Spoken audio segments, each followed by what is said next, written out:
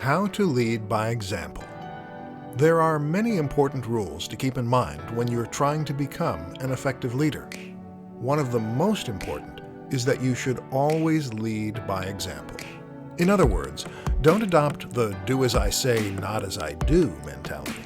You need to become a shining example of the kind of work that you want your team to accomplish, and avoid coming across as a hypocrite at all costs. So how exactly do you accomplish this? Let's take a look. Stay calm and collected. One of the most important ways to lead by example is to stay calm and collected. Be passionate about what you're doing and make it clear that you care, but don't get into a panic when a deadline is approaching and you don't have the work done. Why is this so important? Because emotions are contagious, and especially when you're in charge. You will act as a barometer for your team, and their stress levels will almost always be heavily influenced by yours. If you want them to keep calm and carry on, you have to do that first. Never ask someone to do something you wouldn't do yourself.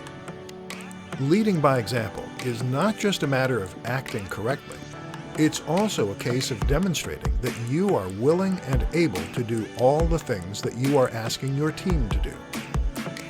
The most obvious example of this would be working late in an office, or avoiding taking a vacation on a certain day. If you have one rule for your team and another for yourself, then you won't look like a team player, and it will come across that you're only out for yourself. Guess what? When you're out for yourself, your team will follow suit and act the exact same way. Don't blame a higher-up. Sometimes, being a leader means passing the buck. You get told by the CEO that you need to meet a certain target, even if that means working late, and then it's your job to pass that charming news onto your team. What's tempting to do at this point is to complain and rebel.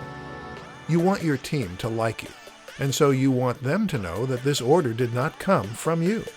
The obvious answer? Complain about a higher-up, and let the team know you're on their side.